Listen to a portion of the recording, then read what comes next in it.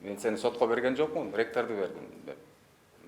Ош технологиялык университетинин энергетика боюнча кафедрасынын башчысын шайлоодо мыйзам бузулган. Мындай ойду аталган окуу жайдын мугалими Нуркул Мырзакулов айтып чыкты. Айтымында 2019-жылдын 28 ноябрында кафедра башчылыгына сынак жарыяланып шайлоо өткөн. Шайлоодо бир топ мыйзам бузуулар болгондуктан экинчи тур болгон. Экинчи жолку шайлоодо Нуркул Мырзакулов жеңип чыккан. Урматтуу коллегалар, кечегинде шайлоолор ушундай жолдор менен мыйзам бузуулар болуптур.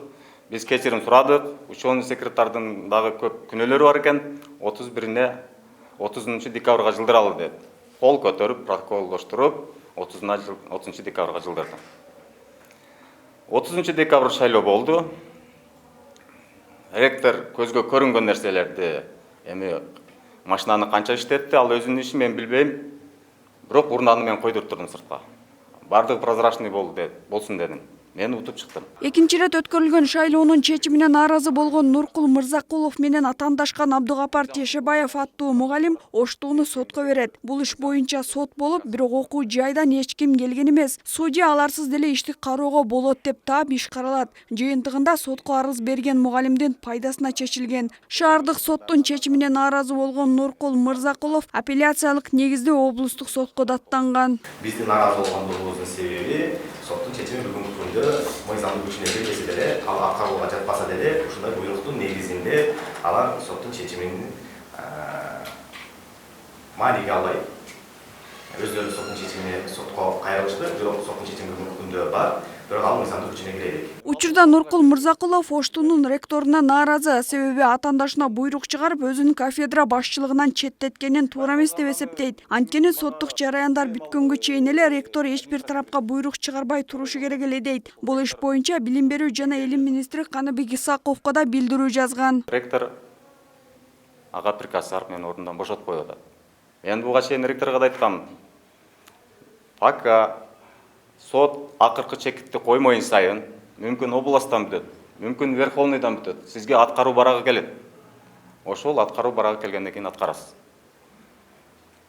Десем, макул деген. Ушул сот иши жүрүп атканда эчтеке нерсе иш жүрбөсүн, движение болбосун деген нерсени түшүндүрө албай койдум. Же атайлап түшүнгүсү келбеди, же болбосо ушунчалык деңгээли өтө төмөн адам экен. Ал эми аталган окуу жайдын ректору Нуркул Мырзанын айткандарын четке какты. Айтымында шаардык соттун чечими 20 майда чыккан соң 8 июлда, тактап айтканда 48 күндөн кийин Абдыгапар Тешебаев мырзаны кафедра башчысына коюу боюнча буйрук чыгарганын кошумчалайт. Ага далил катары соттун чечимин жана буйруктун кайсы күнү чыкканын көрсөтүп берди. Мына соттун чечими эмес. Чакыр 20 майда мына 20 майда соттун чечими чыккан. Мына жокко чыгарылсын деген приказ 8 июлдан чыгып атат.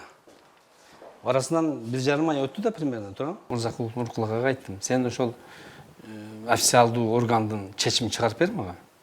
Ошол соттун чечимин, аркы шаардык соттун чечими аткарылбай турсун деп мага эми алып кел, чечим чыгарып кел. Ошондо менин проблема жок, мен тиги соттун чечимин аткарбай туруп турам. Соттун чечими өзүңөр билесиңер 30 күндөн кийин аткарыш керек. 20 майда чыккан ал. Анан естественно андай кагаз болгон жок менде, официалдуу органдан кагаз келген жок.